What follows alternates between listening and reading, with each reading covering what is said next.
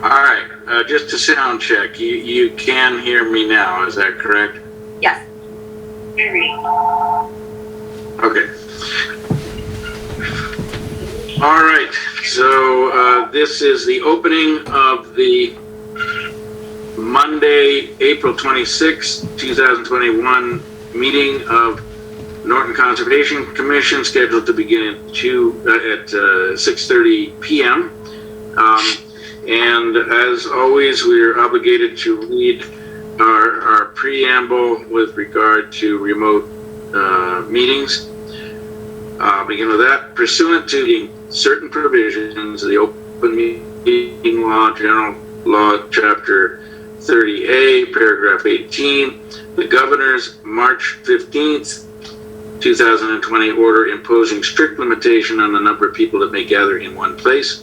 This meeting of the Norton Conservation Commission will be conducted via remote participation to the greatest extent possible. Specific information and the general guidelines for remote participation by members of the public and/or parties with a right and/or requirement to attend this meeting can be found at the end of this agenda. Members of the public attending this public hearing/meeting virtually will be allowed to make comments if they wish to do so during the portion of the hearing designated for public comment by raising their hand virtually or pressing *6 if participating by phone. No in-person attendance of members of the public will be permitted, but every effort will be made to ensure that the public can adequately access the proceedings in real time via technological means. In the event that we are unable to do so despite best efforts, we will post on the Norton Cable website an audio or video recording, transcript, or other comprehensive record of the proceedings as soon as possible after the meeting. So it looks like we have a full board. So I am chairing the meeting. Julian Kadish, Jean Blood is present, Ron O'Reilly is present, Lisa Carosa is present, Carrie Schneider is present, Dan Doyle is present, and Dan Pearson. I believe that's a full board. We will proceed with a continued hearing of an abbreviated notice of resource area delineation, file number 250-1073, which was continued from 3/22 and 4/12. And just to let anyone attending the meeting know, the standard format is the applicant or their representative will present their project or answer any issues that are still pending. Our director and Conservation Commission members will then discuss issues, and then we will be able to open it up to members of the public. And just to review with regard to the raising the hand, there, depending on your version of Zoom, there may be two different approaches. One is clicking on the participants list, and then there will be a raise hand option at the bottom. That is actually not present in my version, but in my version, if you go to the reactions button, there is a raise hand option at the bottom of the collection of emojis. But we'll review that when it comes to time to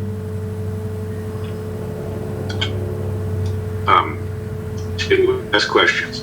So with regard to the current hearing, it's for 154 Pine Street. Do we have a representative of that project? Yes, Claire Hogebom with LEC Environmental Consultants representing the applicant.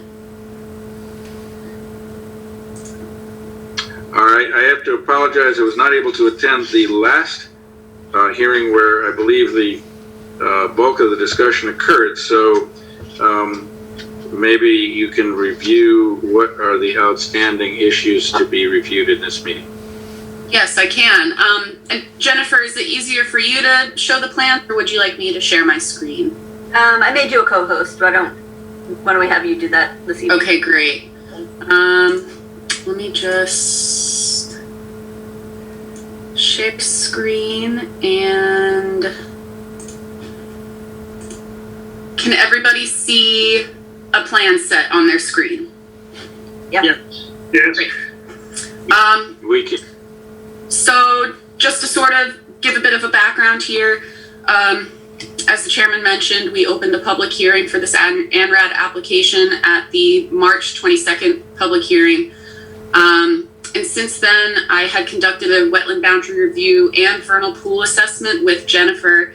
The engineer had run calculations for isolated land subject to flooding per the commission's request for all isolated features on site, and he provided a supplemental report showing the results of all of that. And the plans have been revised to address comments from the initial public hearing, from Jennifer's comments, to depict any field revisions from our field review, and to show approximate vernal pool boundaries that resulted from our assessment. Additionally, LEC submitted a report that summarizes the vernal pool assessment, which confirmed that all 14 vernal pools identified on site are certifiable by Natural Heritage. And we submitted that information to the Heritage Hub program, so Natural Heritage can certify them. Jennifer also brought to our attention that the M series IVW was certifiable last week, so I went out on Friday at the end of the day, gathered information there, and submitted information to certify that vernal pool as well on Sunday, yesterday. So I provided that copy of the certification to Jennifer. So all in all, we have 15 certifiable vernal pools on site. Now just with the plans, I'll run through some of the revisions that we made. The first revision we can all see here actually is a commission member requested that we show a key sheet to start the plan set off to just show all of the wetland boundaries that you see in green. And we also show the approximate vernal pool boundaries here in black line work. And you'll see that throughout the plan set as well. So on to sheet 2. We just made a couple of revisions here highlighted in yellow. One, to address a spelling error and identify that the ACEC on site is the 3 Mile River ACEC. We also included a short sentence explaining that we did the vernal pool survey and confirmed that any vernal pools shown as approximate on the plans are certifiable. On to sheet 2 of the plan set. This is where the M series wetland is. Since we submitted these revised plans prior to the M series survey, it's not shown on the plans as a vernal pool, but I just wanted to highlight and inform everybody that this is for certain a vernal pool here. And this third sheet of the plan has most of the revisions. For one, we have this previous as an isolated wetland, the H series wetland is now connected to the bordering double H series wetland. So instead of an isolated wetland here, this is all connected. Additionally, during the review, we identified another vernal pool, not a vernal pool, another bordering vegetated wetland identified as a Q series, which Jennifer reviewed in the field with me, and the line was approved there. Once we got survey in, we realized we didn't really hit the property line, but it kind of appears that it just would follow this contour. So if we are to do any further permitting down the road, we'll just continue that to the property line if any work is in proximity to this wetland. And then lastly, the results of the engineering calculations did determine that the I series isolated vegetated wetland meets the criteria for ILSF. And that is actually highlighted here. It's at contour 84.5, which does extend slightly beyond the vernal or the isolated vegetated wetland boundary. So that, I'll just zoom into this area here. That is identified by a note on the plan that ILSF is at 84, elevation 84.5. No other revisions have been made to the other sheets of the plan. So with that, I'm happy to take any comments or questions from the commission and or abutters. Run through the process for isolated wetland. I'm sorry? Yeah, can you run through the process? Go to some of the calcs for isolated wetland. And then if we can look at L, J, I, and KK. Sure. L, J, I, and KK. Are you trying to look through like the calculations the engineer put together? Yeah, just run through those if you would. Sure. So I have this open here this was provided by the engineer, Borderland Engineering. He ran through the hydrology handbook, steps for identifying the ILSF for all of these isolated features on site. First, step one, a lot of our isolated wetlands met all of the criteria, some if not all of the criteria for step one here. So the engineer did determine all of the isolated wetlands that met that criteria. Then he moved on to step two to confirm the volume of water that all of these areas can hold. And he provides a summary table further in his report to support that. And he actually provided the cubic feet of water that all of these isolated wetlands can hold on the plans. So whether they meet ILSF or not, he provided those calcs on the plans so we can all just have something to refer to down the road. I believe for the most part, none of the isolated wetlands did meet the volume criteria except for the I series. But for some areas that did seem to get close. I believe he jumped down to step 3, which actually continues to confirm the volumetric criteria for ILSF. Some other characteristics that one can use to determine ILSF is just like field identification of leaf staining and topographic contours to understand if at a certain elevation does an isolated feature actually just, flood out and continue to connect to another bordering feature. So he kind of ran through here in the summary table a lot of these areas at the volume to crest basically did not meet the volumetric criteria. So Jennifer, you were asking about L? Yeah, there were 4 that it looks like he did a little more information on, so it's good to run through those. So yep. Yes. The first one. Yep. So there's L and N and R, which are all sort of within a similar topographic feature that he was determining that I believe 7 inches of rainfall would result in them, at least in the L series, as you can see, holding quite a bit of water at the crest of it. And I believe that's sort of where, as we can scroll down on this document, trying to see where he has this. So he has some supplemental sketches, and he did run HydroCAD reports on some of these areas to really confirm if they would function as ILSF. So here we have the I series that has been confirmed at elevation 84.5. So he did confirm that with the sketch. The crest elevation at 85.3 here, but with the 7-inch rainfall, the max elevation for that I believe was 84.5. And then just continuing on with, I believe that's the K series, so that wasn't close. Got the double K. Here's the ones that you were asking about. So at the crest elevation, this sort of solid black line, it almost does connect all of these isolated wetlands together,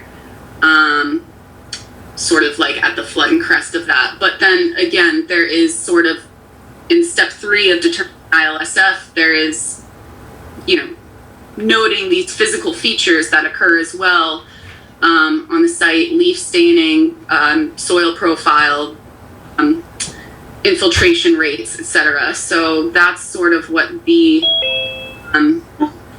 engineer is providing in his HydroCAD calculations here, which I'll be honest is a little bit beyond me, but he prepared that information to sort of support why some of these areas that seemed to have the volumetric criteria still wouldn't necessarily meet the ILSF calculations. I hope that makes sense and answers your question. Claire, I have a question about, so he ran the 1 year, right? To determine if it held the 1 year in terms of volume. And if it did, the next step, I believe, is to run the 100 year to figure out what the lateral extent is. And so was that done? I believe so. I'm just scrolling back up to the beginning of this. So he basically was using this hydrology handbook to confirm everything. And so if it's referenced in here, this is sort of the step-by-step that he was going through. And I recall him bringing up like a 7-inch rainfall, which is kind of like a further down step to be determining this. So yes, I believe he was sort of going step-by-step of like each level of anticipated storm events to determine this. Okay, I didn't see that in the calculations. I think that was only just for the volume and not for the extent. What can you scroll back to the rainfall types? Oh, actually I have them here. You're saying scroll back down all the way to the bottom here? So I think we need to confirm with him. So I think there may be something missing from the calculation worksheet, because once you determine that it meets the volume criteria, the way to get the lateral extent is that you run the 100 year to figure out what the footprint of it is, if you will. So one's the volume, and then the next calculation is the footprint. So just don't. I believe that's what the crest is that he's providing in. Well, no, the crest is volume of where it overtops physically. So once you determine that yes, it can hold that amount of water, right? That's what you run the calc on to figure out if indeed it meets the 6 inches. Then you get the contributing. You have to determine what the contributing watershed is to it, and run the 100 year to get the lateral extent. So the lateral extent doesn't necessarily end at the crest. The crest is just to determine the volume. Right. So I think that for some reason that step was left off. If you can confirm that. I can ask him to confirm if that was provided. Yes. Yeah, maybe he just didn't attach the calcs or something. But okay. Thank you. All right, any further questions from any other members of the commission? Just And so have them add the vernal pool numbers back to the plan, if you would, just so it's easier to reference. Yes. Thank you.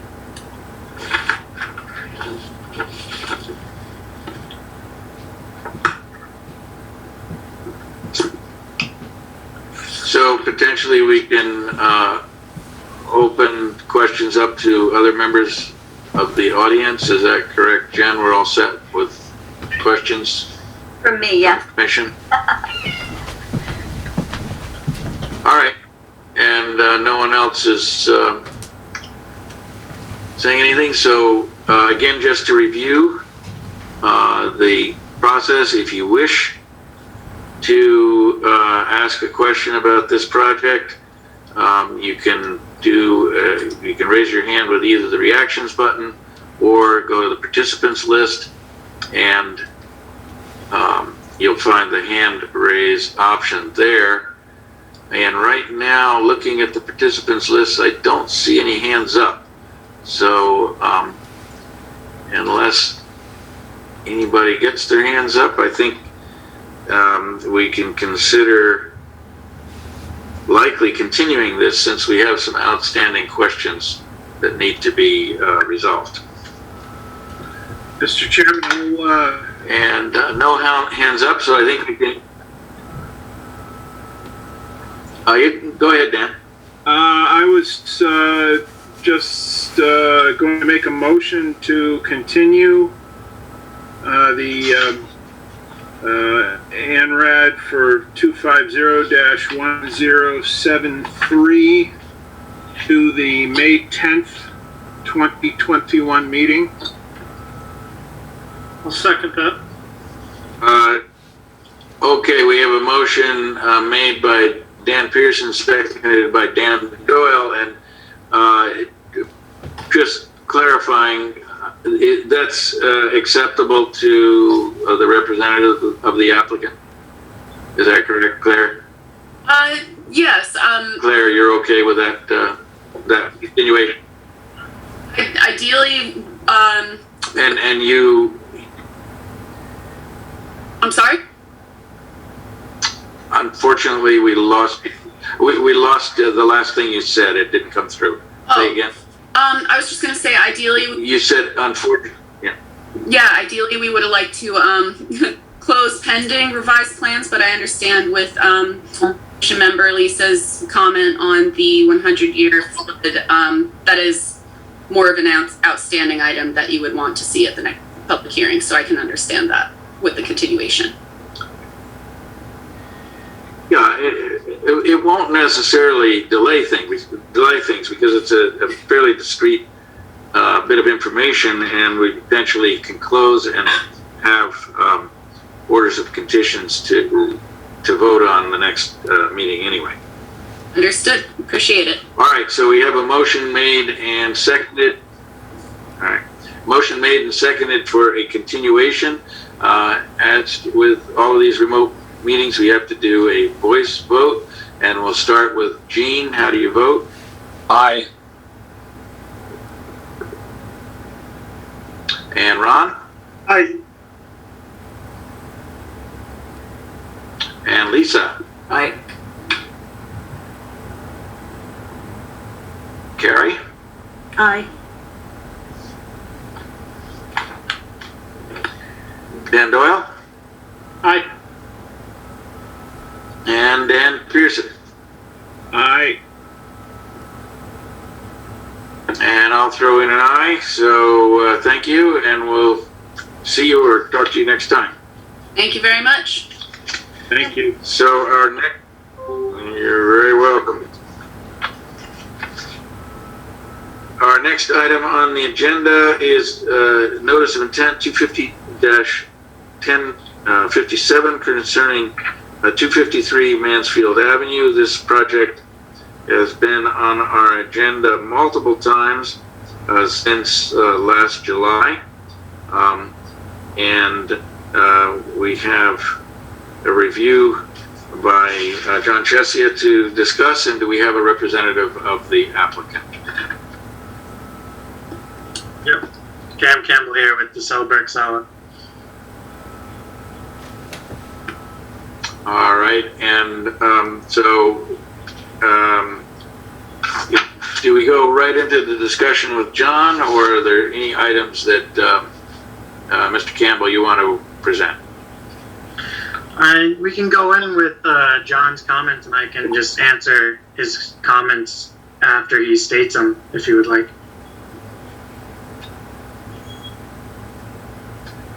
All right, John, you're on. Can you hear me all right? Yes. Okay.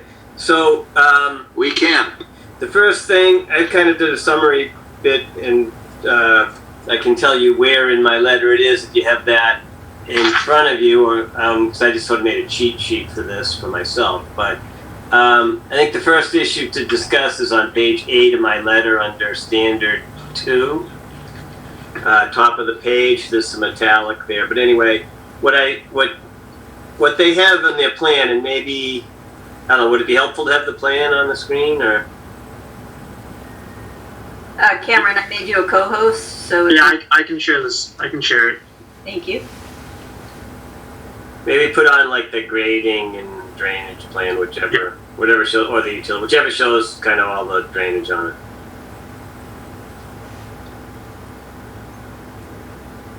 Can you see that? Yeah, that's probably good. So, this is a redevelopment project. There's a decrease in the total amount of impervious area. So they are allowed to do some things that aren't quite what would be allowed under a new construction consideration, I guess.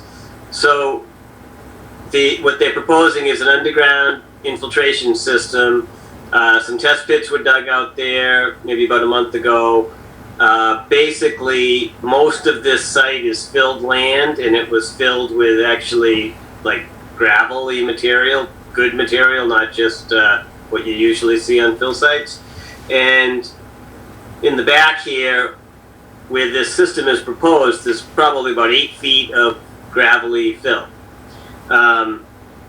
So the actual underlying soil is typical of this area, which is not very good soil. So the system as proposed is closer than 50 feet to wetlands in many places, and typically an infiltration system is required to be 50 feet to wetlands. In this case, where it's a redevelopment, and there's a couple of leaching catch basins in the back there now that are in the same general area as this. They might be slightly further away from the wetland, but just because of the way they're located. So the commission's going to have to sort of look at this and determine whether it's better to have more recharge closer to the wetlands or less recharge further away, I guess, because all the water kind of drains back to here. I don't know if there's any other areas that would be better to try to put something like this. They could be further away. So that's sort of a decision that the commission needs to make. I would say that's probably the biggest one, because I know that other projects that, have to move them 50 feet away. As a redevelopment, I think you have a little more flexibility.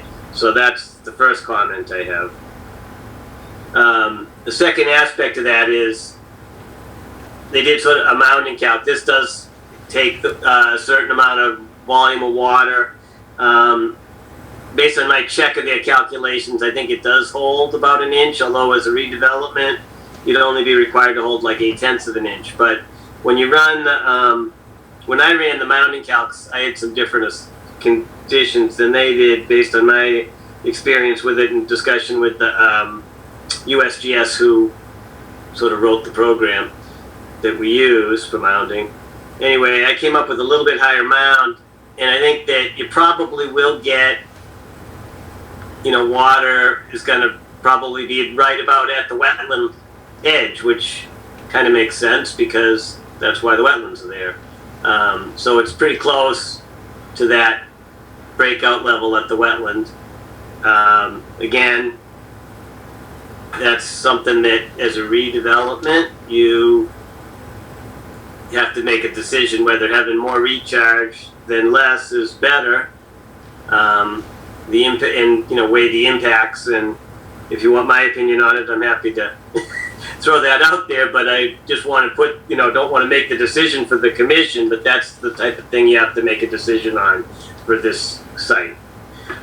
In addition to that, I have a few recommended conditions, which I think are much less of a big deal and probably would be consistent with previous decisions that you made. But I think I'll stop on that one first in case anybody has any questions or wants to talk about that one. John, can you go over the pros and cons of if we do allow that infiltration closer than 50 feet? So, I mean, the regulations sort of drew a line in the sand 50 feet. Why that is, I don't know, but I suspect it's because if this were an undeveloped site and you were in a forest and you cut the forest down and you put this thing that close to the wetland, you would not want that impact to happen. Right now, that's sitting underneath what is currently pavement, so the impact is less. Closer to wetlands means that the water is gonna maybe weep out to the wetland a little faster than if it were further away. Like I said, this site is predominantly all paved right now today when you go out there, so you're really not getting very much recharge except for in these two leaching catch basins in this back parking lot. They're both, I think, pretty much unmaintained, and you look in them, I think they're full of sediment to just about the frame. There's a few inches, but you can look down and see it. So I guess they could clean them out, and then you'd have something that maybe could work similarly to what they're proposing here. So the negatives would be breakout at the wetland, less time for it to travel through the soil to get to the wetland. I think those are the bigger negatives in this case. And if it were, again, a forest, you'd have an undisturbed buffer strip of forest remaining, and every time you move closer to a wetland, clearing the vegetation and changing it can alter the wetland. So I think that's where the 50 feet comes from. I think the pros of having it is, of course, more recharge is better than less in pretty much all cases, I would say.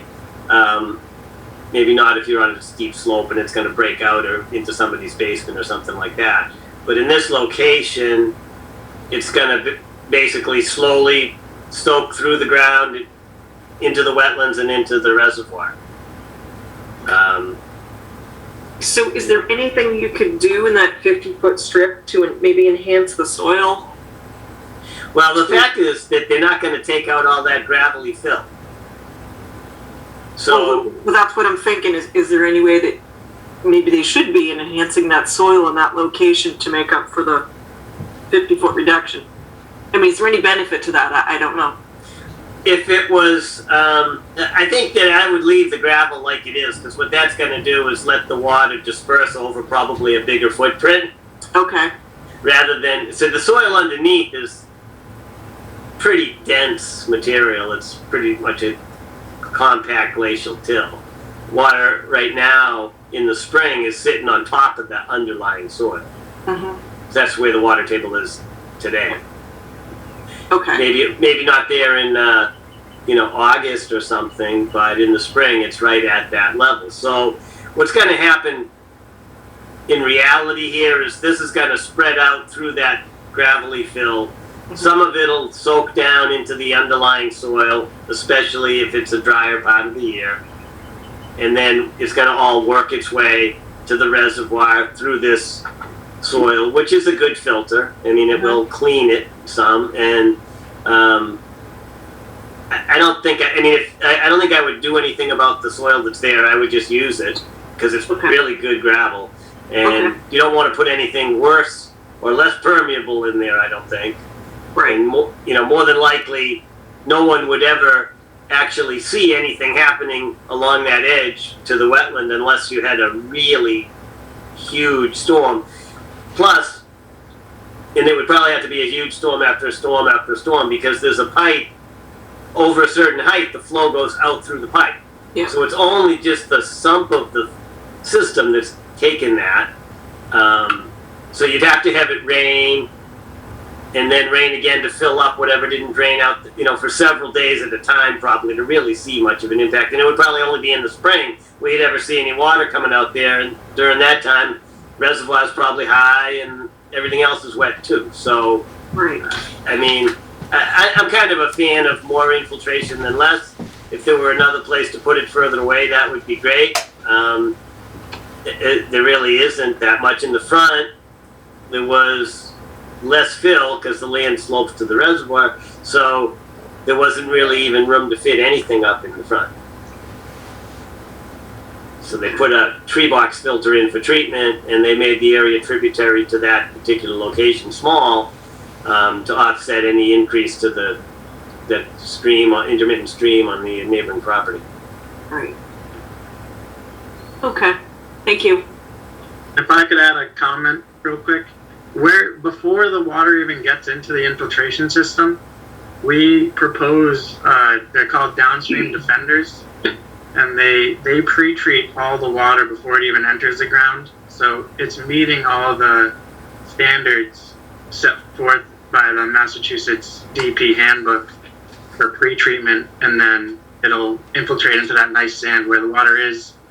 It meets the 80% TSS removal for suspended solids that's required for redevelopment projects before it will reach the wetland or before it reaches the reservoir. Yep, that's understood. That's more quality.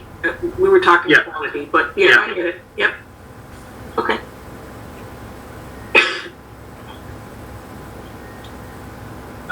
Is there any other questions, or you want me to move on to the next piece? The next one, please. Okay. So the next thing, I have some recommended conditions, just because I think this project is at that point anyway, and rather than go through all, I do a pretty detailed letter, but I sort of skinnied it down to the issues I think that you may want to condition. So if you maybe back that up a touch, Cameron, the drawing, or yeah. So what they're proposing along the lower edge of the property, there's 2 catch basins there, and that one he just circled before. That one's sort of at a low point, and it comes from both sides. It collects more than 10,000, whatever, a quarter of an acre of square feet is tributary to that catch basin. They proposed a 5-foot diameter catch basin, I believe, with a deeper sump, because that actually catches, I think, 812 square feet excess impervious. So my suggestion on this, I think the easiest thing to do, you don't have to change the plan much, is you skew the drainage divide. There's like a point or a high point sort of in between those 2 catch basins. And if you move that high point a little bit closer to Mansfield Ave, then you can shift that 812 square feet to the other catch basin, which I think only gets about 6,000 now. And then you wouldn't have to change anything, and they'd all comply. The reason I say that is because pretty much every time we've had something with too much going to a catch basin, we've had people add other catch basins. There really isn't anything in the handbook that discusses bigger catch basins for more flow. Not that it wouldn't work the same, and you could accept it as it is. You could make a condition that they shift the divide to shift 812 feet or a little more over to the other one, or you could have them add a catch basin. I mean, those are the 3 sort of conditions you could, to get this project done and close it. Those are the 3 conditions you could do. I just recommend you have them move the divide a little bit on that. The next, I don't know if anybody has any questions on that or wants to discuss it. I can go over that too. Now, Cameron, is that what you're proposing to do, just to change the divide? Yeah, we actually did it in office already, and it's easy enough. It's a pretty simple change. Okay, thank you. Okay. The next one condition is, I know that there was a SWIP submitted. I don't know if you've looked at it yet, Jennifer, but if it hasn't been completed, I didn't look at it because I know you've been doing most of them, that you include a condition that no construction until the SWIP has been approved. The next one is about the O&M, and I have a few different points in that. So there was a plan submitted before the test pits were dug, and that included the O&M plan updates and a whole bunch of stuff in response to my first letter. I held off on reviewing that because we did the test pits, found the soils were different than were estimated in the initial thing, and the plans were revised, but the O&M was not revised, and there were some changes. So it may have been revised by now, and I don't think these are big deal conditions, but the original O&M had a deep sump manhole, which should be removed from the list because they're not even proposed anymore. There was a vegetated filter strip in the back, and just so for the commission's benefit, there is the access for fire protection on the north side that extends down to the back, sort of by the drainage system underground. They added a catch basin and put that into the underground system, so the vegetated filter strip is really not necessary. That originally was going to have a vegetated filter strip for the pavement. Now it's got a catch basin and a treatment manhole and goes into the infiltration system, so that would get full treatment anyway. So that should be removed. They added, maybe go up to the other part of this thing and show the tree box filter, or it's called Filterra tree box filter. So, excuse me, that's a one of these fabricated concrete tanks with a tree in a filter media. The water flows in through the side like a gutter inlet, gets treated through the filter media, larger flows bypass. That connects into the existing drainage system, which is a catch basin in the road that drains off to the intermittent stream to the north side of the site. So that they wrote up or gave the Filterra manufacturing maintenance was in the response for the newer submittal, but it isn't in the O&M. And again, so the O&M should be revised to have that added in the manufacturer's data as they submitted. Then there should be a final O&M with a plan of the site that locates all the BMPs and all of that stuff like we usually ask for. So you basically, the condition is to have final O&M with all those 4 items. I already sent this email to Jennifer, so she has it, so it's easy for her to write those conditions. Hopefully. And the last one is you should have a condition that a signed illicit discharge compliance statement be provided prior to any discharge to post-construction BMPs or sooner if you so choose. Thank you. All right. That's my bit. One question that the paved emergency access drive at the top, I know there was some previous discussions with the fire department about extending that almost all the way to the reservoir. Is that not going to happen? They actually agreed to 30 feet, I believe it's 30 feet off the back of the building. Okay, so the plan doesn't And it extended from 10 feet wide along the building to 12 feet wide at the back. So that's how it's shown is how they approved it. Okay, great, thank you. Yeah. I had a quick question about the TSS removal. Yeah. Looks like you're proposing 80%, and I was wondering if there's a reason why you can't meet the 90% in the bylaw? Well, under the redevelopment, it's only required to do 80% in the Norton bylaw. Oh, in the Norton, okay. I misread what John had written. Yeah. And I think that, the back system probably meets better than 80 anyway, right? Yes, it does, with the catch basins and then the water quality manholes and then into infiltration, it'll do better than 80.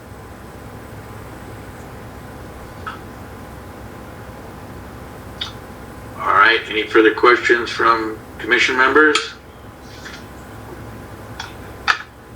And if not, again, any members of the audience who wish to ask a question, you can do either the reaction button for the hand raised button or the participants button, and I'll look at the participants list to see if we have anybody with any questions.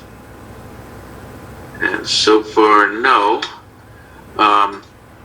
And so this potentially is completed and ready to close, is that correct? You just have to make one decision tonight. Are you okay with it, the more infiltration, then it's less than 50 feet to the wetland? So the plan shows it at 30 feet instead of 50, but you're getting significantly more infiltration. I'm okay with more infiltration. But yeah, I mean, is this a decision we make within the context of the meeting, or is this in a deliberation type decision? I guess it could be either, but for me to write the condition, the finding, it's a little easier if you talk about that now. Well, not only that, because if we require All it, right, we have to go back to the drawing board with it. So as long as Mr. Chesia doesn't have heartburn with it, I'm good. In this particular case, I'm okay with it. Actually, I think it's all right. In this case, as a redevelopment project, where especially the thing was paved right to probably within what? Right up to it. Yeah, 50. Yeah, it was a revetment slope to the wetland line, and pavement to maybe 10 or 12 feet from the wetland line. with an underground system to infiltrate right in the same basic area. Yeah. So, I think if you make all of those findings, I think we're good. I'm okay with that. And so, yes, I'm okay with it as well. So, Gene and Ron, if you want to just weigh in. Yes. Thanks. Just needed a general consensus. Right, I'm fine with it also. Okay, thank you. All right, and Dan Pearson, I think I don't know if you threw in your 2 cents, but you haven't objected, so I think we can go ahead, having resolved that, and potentially close the meeting unless there are any other questions, comments. So with that, I will entertain a motion to close the public hearing on file number 250-1057 concerning 250 Mansfield Avenue. I'll make that motion. Okay. Second. Yep. Motion made by Lisa and seconded by Ron. Second. All right. Ron. Motion made by Lisa and seconded by Ron. Hang on. Little bit. So we'll start with Ron. Aye or nay? Aye. And Gene? Aye. And Lisa? Aye. Dan Doyle? Aye. Dan Pearson? Aye. And Carrie? Aye. And I'll throw in an aye as well. So thank everybody for participating. And Thank you. Thank you. And we can move on to item C, which is concerning notice of intent file number 250-1075, Massachusetts Department of Transportation, concerning 3 Mile Bridge. This was continued from our past hearing on 4/12, and unfortunately I was unable to attend, so you may have to get me up to speed on a couple of things, but Lisa, I believe you're going to need to recuse. That's correct. Yes. Okay. So we have a representative of the project. Yes, Kyle Purdy from Jacobs Engineering representing MassDOT Rail.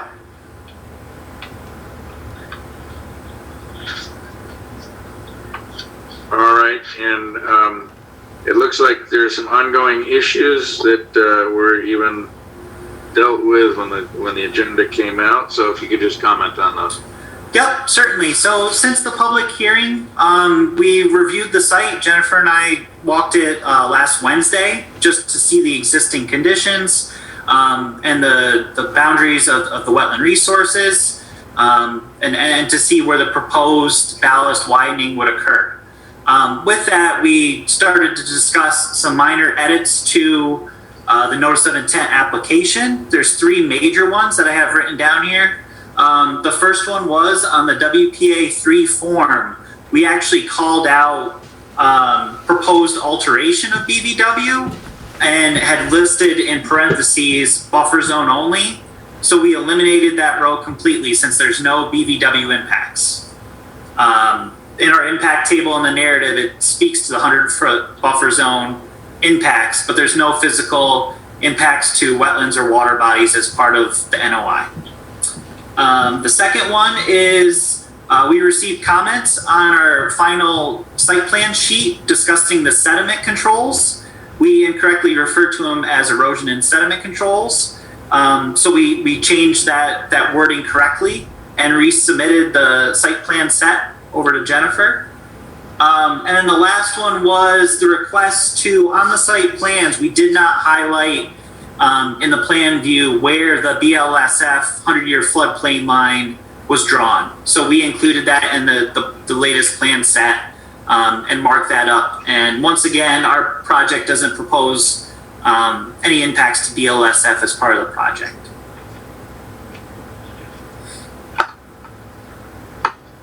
Okay. Any questions or comments from members of the commission?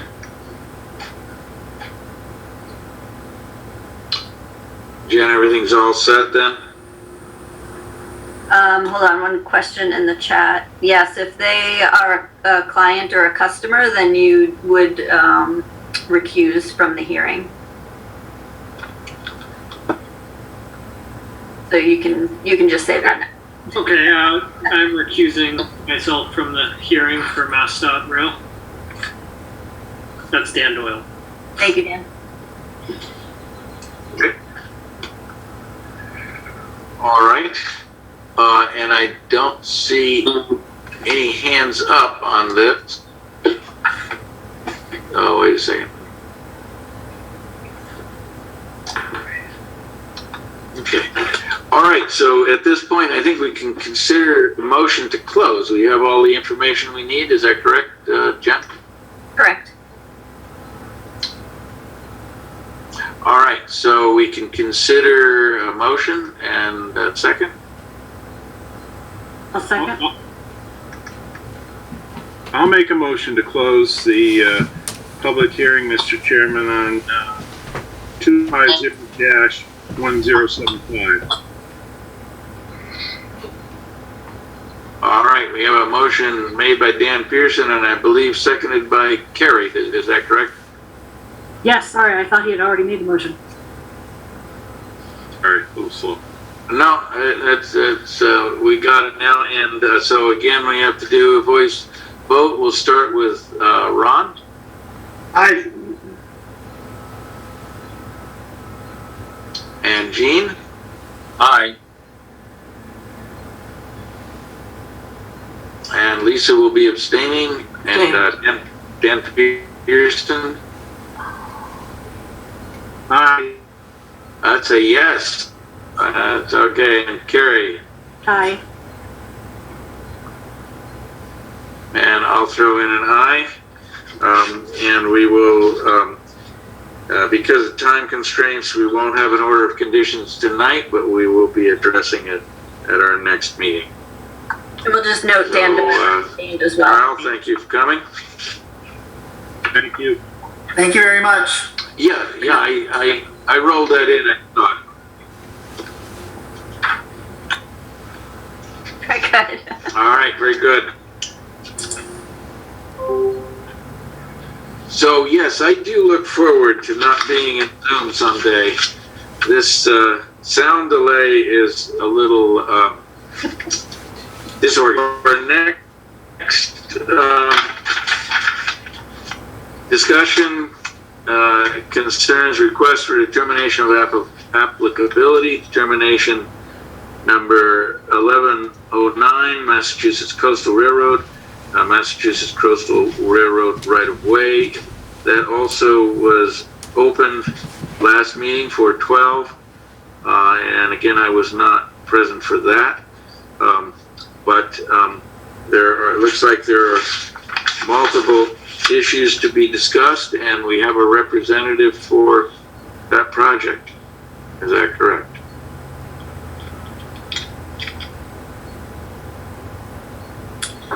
It's possible they may have emailed today. So Jen, what?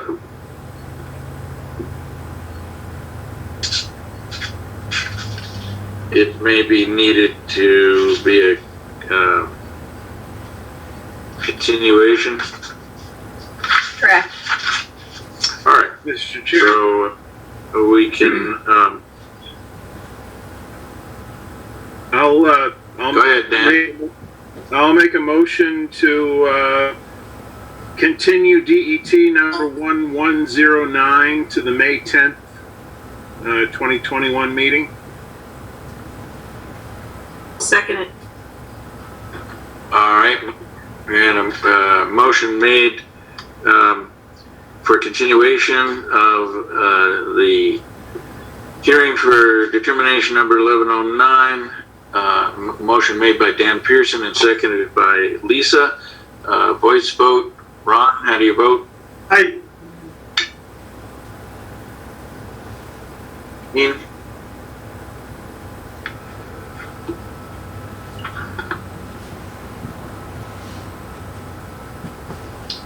Gene seems to be frozen. Gene is aye. And Lisa? Aye. Okay, there we go. And we have a yes from Dan Pearson and Dan Doyle Aye. and Carrie. Aye. And I'll throw in an aye. So that hearing is continued until May 10th. Our next item is discussion for, it looks like file number 250-0612, Red Mill Village, with Gary Perkins. And we have a representative. He was here, there we go. How are you? Fine, thank you. I'm Gary Perkins, the chairman of the Board of Trustees at Red Mill Village. I want to thank the commission for letting us make a short presentation here tonight. The reason well, Jen, can you show the report or share the screen? Making you a co-host, so you can share your screen. Okay, tell me.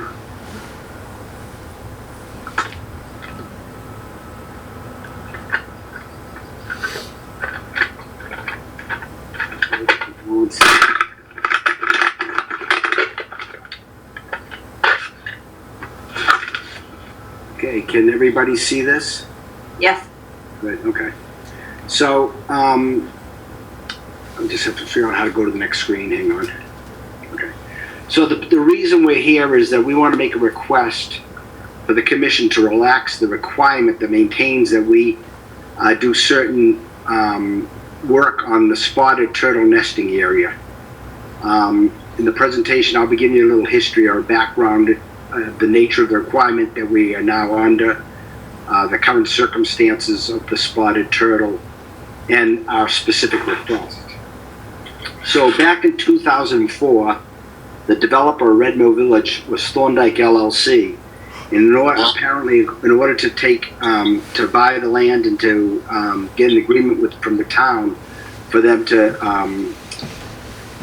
fixing the screen, to put in Red Mill Village, they had to do certain conservation, they had to agree to certain conservation restrictions during construction, some of which continued after construction. And after construction was completed, Thorndike turned Red Mill Village over to the Red Mill Village Trust, which is the group that runs Red Mill Village now, which I'm the chairman of the trustees of. And we have assumed the responsibility of maintaining everything in Red Mill Village, including the conservation requirements. The details of the specific requirements can be found on the Order of Conditions number 250-612, as well as a DFW permit number 004-034.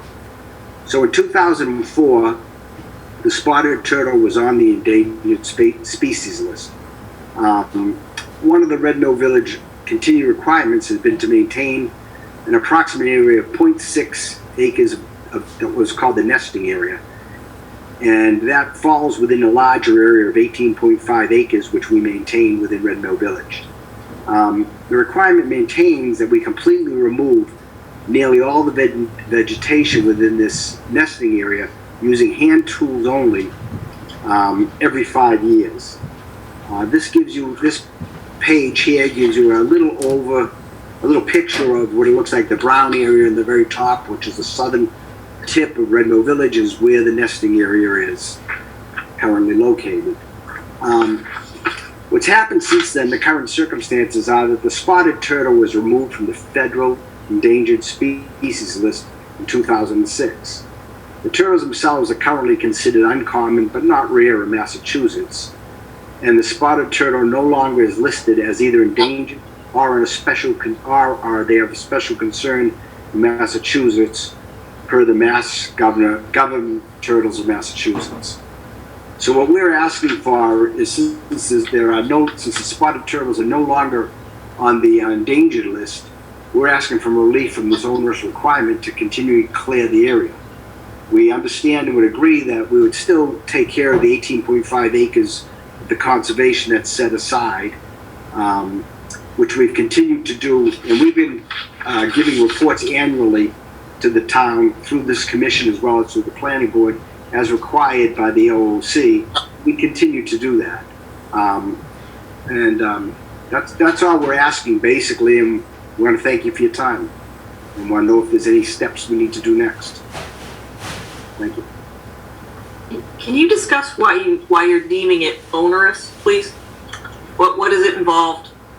What it involves is we need to hire, well, what we do is we've been hiring our landscape company, and they have to send in multiple people.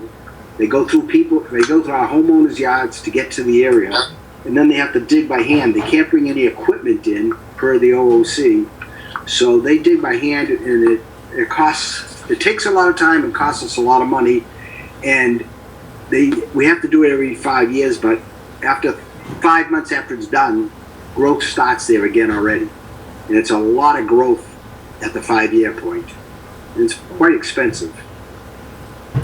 So I understood that to be woody vegetation once every 5 years, not all vegetation, but that's actually required in the comprehensive management plan that the Division of Natural Heritage and Endangered Species required that. So it's not the order of conditions, it's the Natural Heritage and Endangered Species program that has to release that, because that's the permit you have with them. So we have to go to them first, is what you're saying? Sorry? Well, let's explore this. Let's explore this a little more, because what has this company been doing every 5 years? They're just basically removing everything and leaving bare soil in that area? Is that what's happened? Basically, that's what's happened, yes. If I could put So there may be a misunderstanding. Yeah, go ahead, Dan. Well, I was just going to say, for what it's worth, I think this spotted turtle is what we might refer to as a regional treasure. Not a national treasure, but a regional treasure. And even if it's not on the endangered species list at the moment, my wish or instinct or 2 cents, whatever you want to call it, would be to do what we can to protect it. So, with all due respect, I don't believe that we have seen any of these turtles, at least in the 7 years I've lived there. We've never seen a turtle. I've never seen a turtle, and I don't think any of our neighbors have. And what is how have you quantified that? How have you investigated that? You have people who are going out and specifically checking. We have not investigated specifically that, but I can tell you we walk through the area once in a while to make sure it's getting taken care of. So I haven't seen anything. There's another person on this call that may be of help as well, Steve Bernstein. If you can unmute him, Steve may have something to add to this as well. I'm not sure.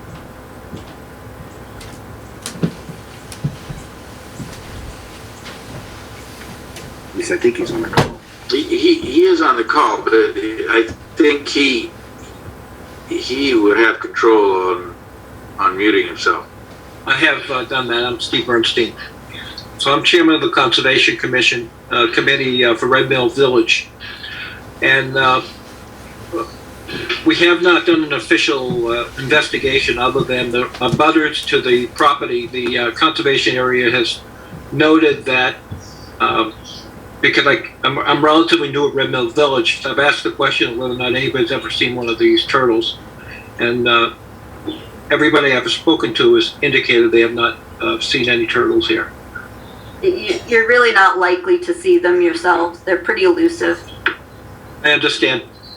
I think the bottom line here is we don't really have much. We don't have much say in this. Okay, so the developer agreed to this, and it was a condition of the state as part of a CMP, like Jennifer said. So they're the be all and the end all. They're the first stop. Okay. we'll file, we'll And then if attempt to they do tell that. you that, sure, you know, if you reach some agreement with them, Jennifer, did we cross-reference it in our order? It may be as part of the operation and maintenance plan. Okay. But then you mentioned the conservation restriction, so we should pull out the conservation restriction and see the purpose of it. Because if that changes, then it might be Article 97. So definitely first stop is Natural Heritage and Endangered Species Program, but then we also need to look at the conservation restriction. So what? But also, I would add, I think there may. Let me just pose part of this. There may be a misunderstanding of what this maintenance is about, and that I think can be clarified with the natural heritage and other people involved. I don't know if it really means completely uprooting everything by hand. I think it's more you don't want excessive shading because the turtle eggs that are buried in the ground require heating by the sun in order to develop. And if you have a dense vegetated area, the turtles won't lay their eggs there, and the eggs that do get laid there won't develop. So I think you need to clarify exactly what the method of maintenance is recommended to be, and I don't think it means uproot everything that is growing there. I think it means, remove the vegetation so That's what that we're it doing. receives sunlight. That's what we're doing. We're not digging up any of the roots. We're just cutting down the brush by hand. We're following the guideline. You have a sizable, right, but you have a sizable population within that area, and have you? I mean, this is kind of an exercise program. I'm sure you have interested parties who live there that would volunteer to help maintain this area without having to even hire outside people if you got it specified as to exactly how it should be done. Is that something that anyone has discussed there as a means of reducing your costs? We've never discussed that, but it's, in my mind, it's highly doubtful that people would, that the homeowners that are near there would volunteer. We're an over 55 community with average age 70. So, I like one of the people there is 85, another one's 80 that happen to bound that area. So it's highly doubtful we could do it that way. Yeah, but people may surprise you. So just and because we're a country of people who participate, and maybe not always, but there is a sizable portion of our population that does. So just one potential answer to your needs there. But I think it's been emphasized that we don't have the specific authority to give you the relief you're seeking. So, and that I think needs to be researched. Thank you very much. Thank you very much. Thank you. All right. Very good.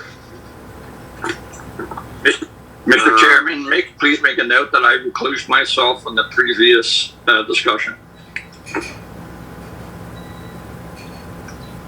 So noted. I'm going to need to step away and turn on some lights because I'm losing my light. So our next item, it looks like, is a notice of intent that has been on our agenda for now 2 years, and another request for continuation is presented. Correct. They've requested a continuance to June 28th. So we're Jennifer, do they expect to show up? okay. Every time they ask for a continuance, they say they're getting plans ready and we should have them by the end of the week and we should be ready by the meeting they request it.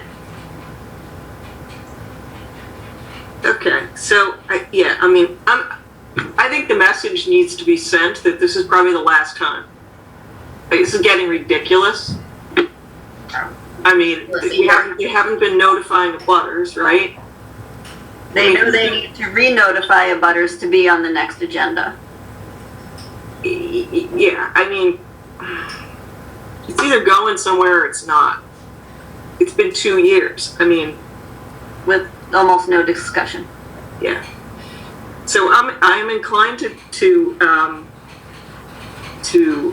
agree, but this is the last one, unless they show up to the next hearing with something. We'll have to check the regs on that, because if they request a continuance, I think we have to grant it. But I will check the section of the regs.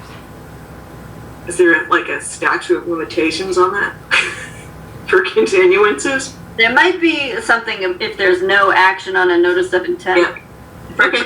2 years, then the notice of intent becomes void. But we've had a meeting in between, so it's not a full 2 years. So that's Okay. nothing we've ever used before, so I'd have to go back and reread that. All right, so I'll make a motion to continue file number 250-1040 to the May 10th meeting. June. June 28th. Oh, I'm sorry, I'm staring at June 28th. June 28th meeting. Second. Motion made by Lisa and seconded by Dan. Roll call. Gene? Aye. Dan Doyle? Aye. Lisa? Aye. Ron? Aye. Dan Pearson? Aye. Gary? Aye. And I'll throw in an aye. The motion for the continuation carries. Looks like our next item is orders of conditions for YMCA Attleboro concerning 295 West Main Street. And I believe this hearing I was not present for. It occurred last time. It was only one hearing, is that correct? I think so, yeah. Yep, so you, Yeah. So Yeah, I wasn't there either. I will recuse from the discussion or withdraw from the discussion. But it seems pretty straightforward, is that, yeah, you do have a draft order, so anyone voting on that, do you have any comments on the draft?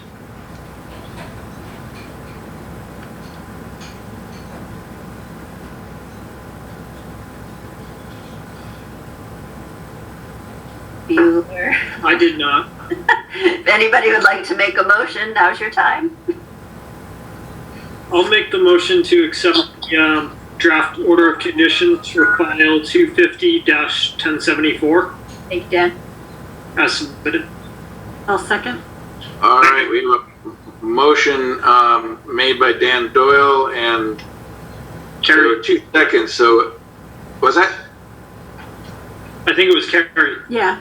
Oh, Carrie, okay, I stepped away for a moment, so, motion made by Carrie, and who was the second on that? It was Dan. Dan made the motion, and I Dan and seconded. Carrie. All right, now that I've messed that all up, we can do a vote. Gene, how do you vote? Aye. And I'm abstaining. Ron? Aye. And Lisa, I believe, is abstaining. Dan Doyle? Aye. And you have an aye from Dan Pearson and Carrie. Aye. Motion carries. And the voice vote serves as our signatures. The next item is the, let's see, draft. No, I lost my agenda page here. But I believe it is, Street. yes.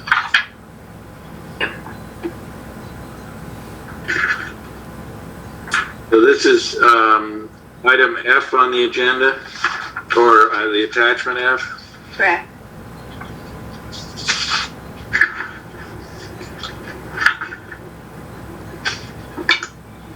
So refresh my memory with all of the parts of this project. This is confined to, let's see, so it's, which part of the project is this? Is this The access road on the northern side of the street.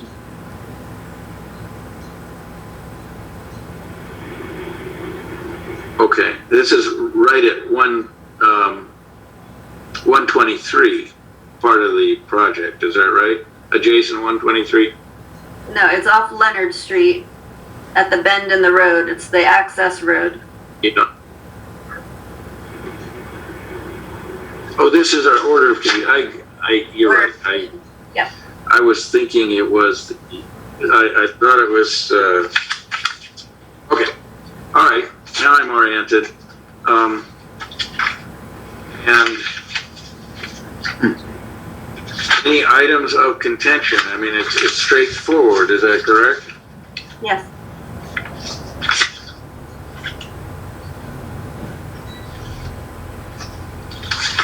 Now, again, Lisa is recusing, is that right? Yes. Any other comments by other members of the commission?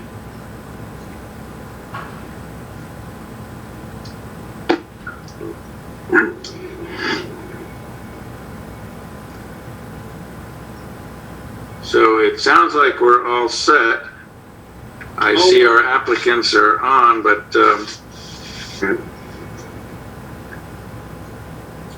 Dan Doyle making a motion? Yeah, I'll make the motion to accept the order of conditions for file 250-1065 as submitted. Second. motion made. And we got a lot of crosstalk there. So motion made by Dan Doyle, and I think Carrie, you were first one up with a second. Is that correct? Yep. So we can do a voice vote on accepting the orders of conditions for file number 250-1065.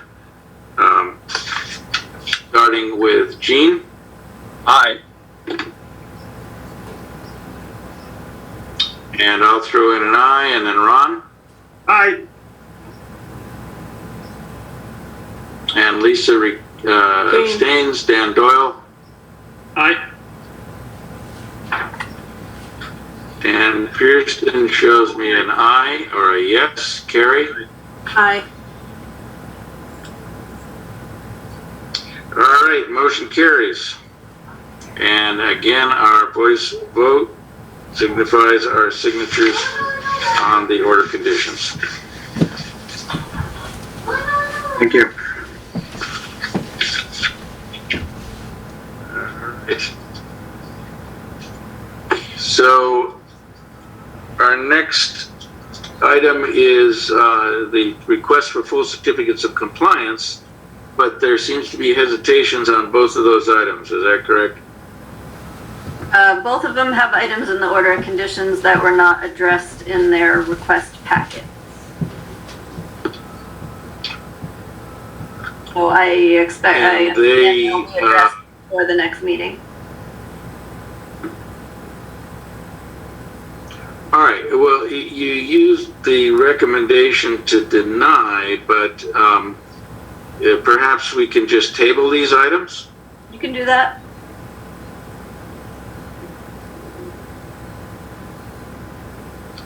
Is there any need to discuss the items that are still pending, or that will be dealt with by the applicants of the projects? I don't have any of that in front of me. I'm sure they'll address it before the next meeting. Okay, well, I think we can just table these items. They include full certificate of compliance for file number 250-1026. That concerns 15 Leonard Street, Lot 4, and also full certificate of compliance for DEP file number 250-1027 0943 concerning town of Norton Plain Street water treatment plant. So I think we can wrap that up into one motion to table both items pending additional items that were requested. So moved. Second. We have a motion made by Ron and seconded by Dan Doyle. So roll call vote. Gene, how do you vote? Aye. I'll throw in an aye. Ron? Aye.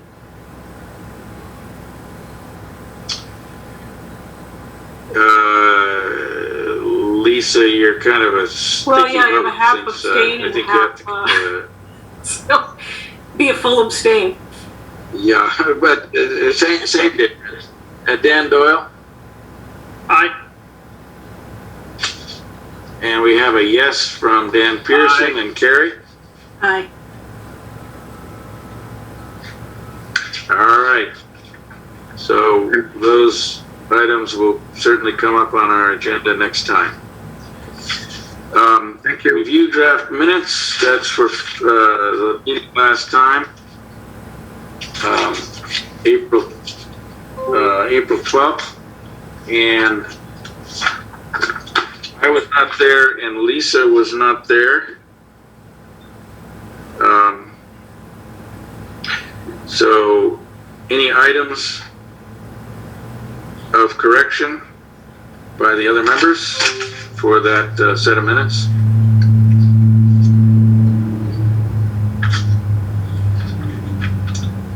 If not, we can consider it's submitted for Monday, April 12th. Jen, are the minutes in the packet that you sent out? Totally missed It may not have been, I think Melissa was going to send them separately. They may not be done. Got them. Okay. They were mailed out, they weren't emailed. Oh, I didn't get the mailed packet this time. Oh, okay. I got it just today. Yeah, I got mine today too, so it's probably making its way. There's a reason they call it snail mail. We mailed them on Wednesday, didn't we? They probably went out Thursday morning by the time they went out, but yeah. Yeah. Yeah, I did check the mail too, but. Yeah. Well, we can table it till next time if you. Yeah, you table it till next time, but if I can't get the agenda out to you any sooner, because then if I do, then stuff comes in and then I have to fill you in. But So understand. we're in a little stuck spot there. No, and I'm not sure what happened, honestly, because I usually do get it before the Okay. meetings. This is the first time I haven't gotten it. Yeah, but this is not an urgent item. I think this can wait till the next meeting, till everybody has reviewed what they want to review. Yeah, for this, that's not a problem, but the whole rest of the packet, if you're not getting it until the day of the meeting, that's, not helpful. But that is why we're emailing it, so you can at least see it. I think usually I get it Saturday, but today it did come today. Okay.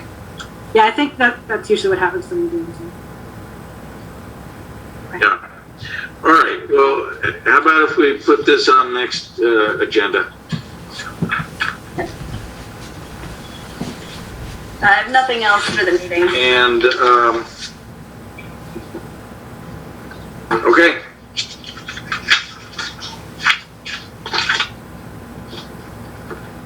So we can consider a yes motion to adjourn, and we're not going to have a vote. We're going to have a wave. All right, I'll make that motion to adjourn. Okay. All right, and see you next time. Oh, one more thing. The spotted turtle is Clemis gutata. The spotted turtle, Clemis gutata, which means, I don't know what a Clemis is, probably turtle, but gutata is definitely spotted. Now you can live. And I will have to say, Thank you for that. Thank you. I was gonna chip in that spotted turtles are not gregarious creatures. I've seen a couple, but as soon as they spot me, they are out of there. It's like a fast turtle. You're not going to find them if you don't know what you're looking for. And I think So Dennis was changed to glyptomes. Was changed to, Anyway, let's adjourn. Have a good night, everybody. Thank you. See you later. hey, everybody. Good night. night. Good night.